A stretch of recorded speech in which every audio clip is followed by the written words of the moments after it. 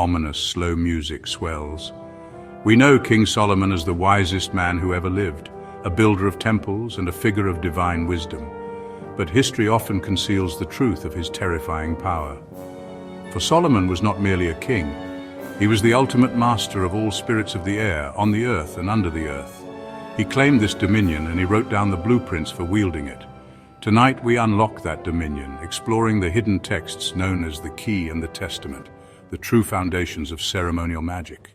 Solomon's magical authority stemmed directly from God. He was granted a wise and understanding heart because he sought justice, not riches. This divine grace manifested in a monumental purpose: to master and constrain the infernal hierarchy, preserving this absolute knowledge in a singular book, famously referred to as his Key of Secrets. This key, he instructed his son Roboam, must be treasured and placed in his sepulchre, lest it fall into the hands of the wicked. When later recovered by philosophers, its words were obscure until an angel revealed the clarity of the work to Eohi. The power contained within promised supernatural exactitude, ensuring both terrestrial and celestial things will be obedient unto thee. The Testament of Solomon details the binding of demons used in the construction of the temple. These entities revealed their terrifying roles and weaknesses. One such demon was Onoskelis, a beautiful dark-skinned female spirit who haunts precipices and caves, consorting with men in the semblance of a woman and strangling men with a noose. Solomon enslaved her, compelling her to spin the hemp for the ropes used in the building of the house of God. More dangerous was the great king Asmodeus, born of an angel's seed and a human daughter. He shot Solomon a glance of anger and rage, yet confessed he was frustrated only by Raphael, the archangel that stands before the throne of God. Others preyed on the innocent. Obizuth was a fierce, unsleeping spirit who specialized in visiting women in childbirth, and, if I am lucky, I strangle the child. To combat this demon, writing certain holy names on the forehead or upon a sign was the only defense. Even the wind was constrained. The demon Ephippas, who caused harsh, terrible blasts in Arabia that slays man and beast, was captured and sealed in a phial by Solomon's servant. This very demon was later forced to lift the heavy cornerstone of the temple. Commanding these forces demands absolute ritual preparation. The fundamental prerequisite is piety. The beginning of our key is to fear God, to adore Him, to honor Him with contrition of heart. The Magus, or master of the art, and disciples must observe a period of stringent purification, abstaining for 9 days from sensual pleasures and from vain and foolish conversation. For the last 3 days they must eat only fasting diet, bread and water. Every detail is governed by the 7 planets. Operations concerning theft, necromancy, and communicating with spirits thrive during the hours of Saturn, Mars, and the Moon. Experiments of love, of kindness, and of invisibility fall under the Sun, Jupiter, and Venus.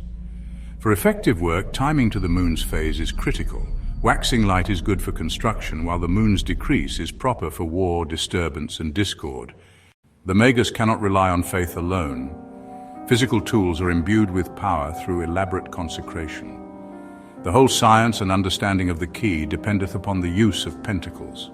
These pentacles, or medals, were made of metal, lid for Saturn, gold for the Sun, etc., or virgin parchment bearing ineffable and most holy names which were written by the finger of God. They serve as ultimate protective shields, striking spirits with fear and terror. The consecrated instruments range from the staff and wand to the knives. The knife with the black hilt used for the circle is particularly grim. It must be made during the day and hour of Saturn and dipped in the blood of a black cat and in the juice of hemlock. The circle itself is the sanctuary, a fortified castle. It must be inscribed with God's holy names and surrounded by pentagrams, ensuring that no obscene or unclean spirit may have the power to enter. The process of summoning begins with powerful conjurations invoking divine names like Tetragrammaton and Adonai. The spirits are urged to appear in a fair human shape without any deformity or hideousness.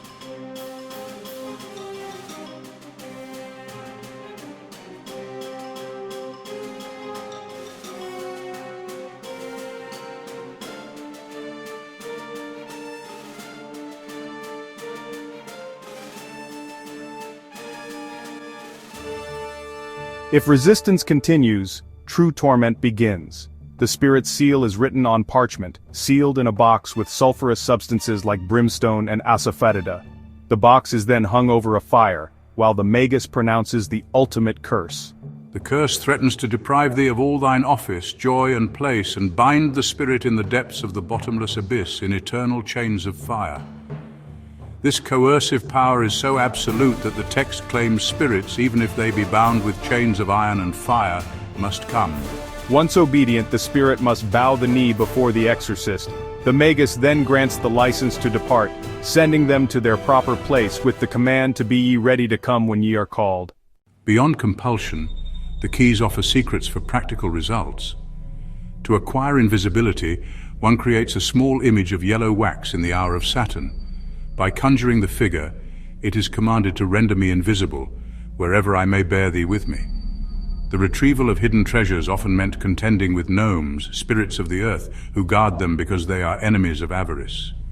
The Magus fortifies his workmen with special girdles and oil from a lamp containing the fat of a man who has died in the month of July.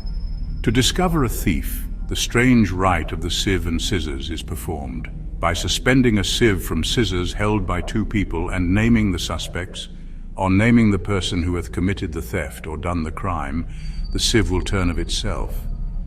For those seeking the darkest secrets, the Duke Murmur is sought out for necromancy, whose office is to constrain souls deceased to come before the exorcist to answer those questions which he may wish to put to them. Solomon's final instructions carry a severe warning, never to profane the things which are divine. The misuse of this wisdom will result in the wrath of an offended deity. This key, he assured his son, was not to be lavished among the ignorant, which would be as blamable as to cast precious gems before swine. The treasure of treasures must pass only from one sage unto another sage. Ultimately, the power rests not just in the words or the metals, but in the internal state of the Magus. One must be pure in body and mind and without blemish. The secrets of Solomon are vast, detailing not just the names of demons and angels, but the precise celestial timing and ritual purity necessary for success. Do you think ancient figures possessed genuine methods for manipulating reality? Or were these complex rituals simply psychological tools designed to manipulate the human mind? Let us know your thoughts in the comments below. If you found this glimpse into the ancient world compelling, subscribe for more dives into the hidden knowledge of history.